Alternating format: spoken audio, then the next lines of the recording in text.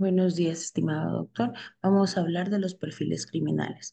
El perfil criminal es una herramienta utilizada en criminología para ayudar a la identificación y captura de delincuentes mediante el análisis de de patrones de comportamiento, características psicológicas y otros factores relevantes. Pues bien, en Ecuador esta herramienta tendría o tiene un gran potencial para resolución de casos, pero su implementación en nuestro país es bastante limitada debido a varios factores, como la falta de capacitación especializada, la escasez de recursos y la ausencia de protocolos establecidos. Tenemos el método inductivo. El método inductivo se basa en el análisis de datos tanto empíricos y la observación de patrones en casos previos para hacer inferencias sobre el delincuente. El método utiliza información sobre estadísticas y datos históricos de crímenes similares para construir el perfil del perpetrador. Sí, según Canter, el método inductivo se basa en la premisa de que los delincuentes cometen crímenes similares, probablemente comparten características demográficas, psicológicas y comportamentales comunes. ¿Sí?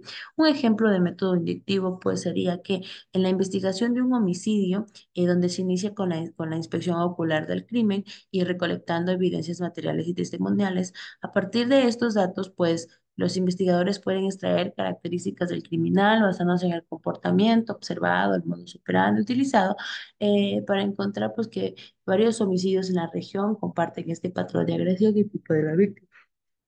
Se puede inferir que el autor podría tener características similares a los que los delincuentes que cometieron el crimen, pasado como menciona siempre el FBI en sus análisis de casos resueltos, y ellos lo clasifican en crímenes organizados y crímenes desorganizados, ¿ya?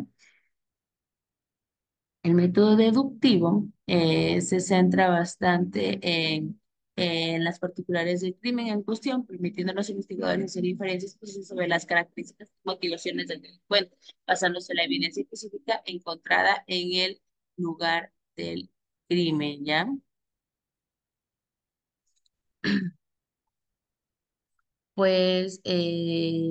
Para un ejemplo de se examina siempre a detalle la escena del crimen, cómo se hace la elección de la víctima, el modus operandi, la firma del delincuente y las huellas dejadas.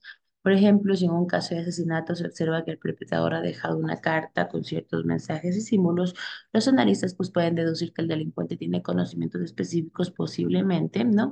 En criptografía o psicología y tienen un motivo o tiene un motivo personal o ideológico, para atacar a esta víctima en específico.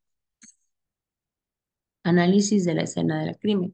El modus operandi, según Gómez y López, se refiere al modo de comportamiento típico de un asesino y a las maneras en las que éste actúa ante una determinada situación.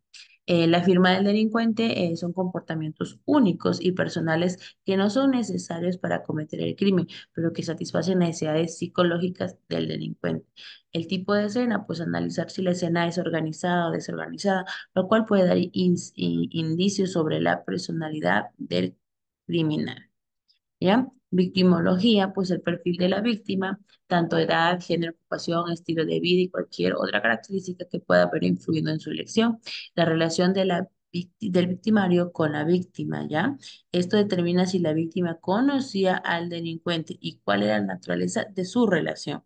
El patrón de selección, este analiza si hay un patrón de elección de las víctimas que pueda ayudar a identificar al delincuente.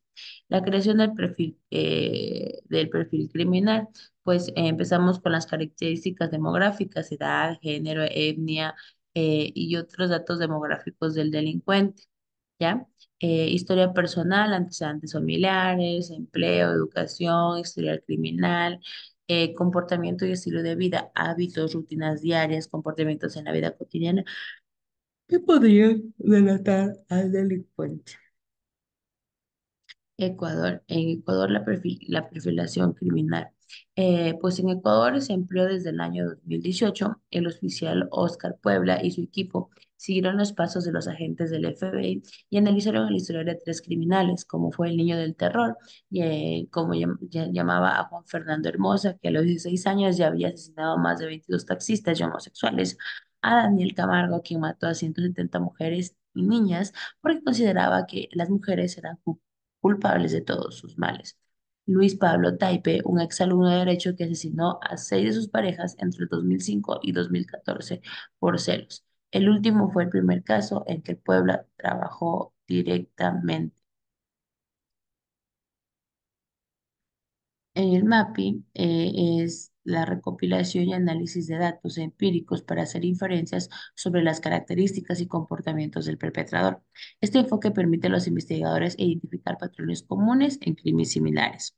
Como un aporte personal, puede decir que la perfilación criminal en Ecuador ha emergido como una herramienta muy valiosa en la investigación de delitos, especialmente en crímenes contra la vida, ¿sí? Aunque su aplicación es bastante limitada, se ha reconocido la importancia de integrar esta técnica forense en los procesos investigativos, proponiendo estrategias que incluyan un análisis exhaustivo de la escena del crimen, el modus operandi del perpetrador, para esclarecer siempre casos con mayor precisión y rapidez. La recopilación de datos empíricos es fundamental para que permita identificar patrones en crímenes similares, pero la falta de formación especializada y recursos en las fuerzas del orden presenta desafíos significantes para su implementación efectiva.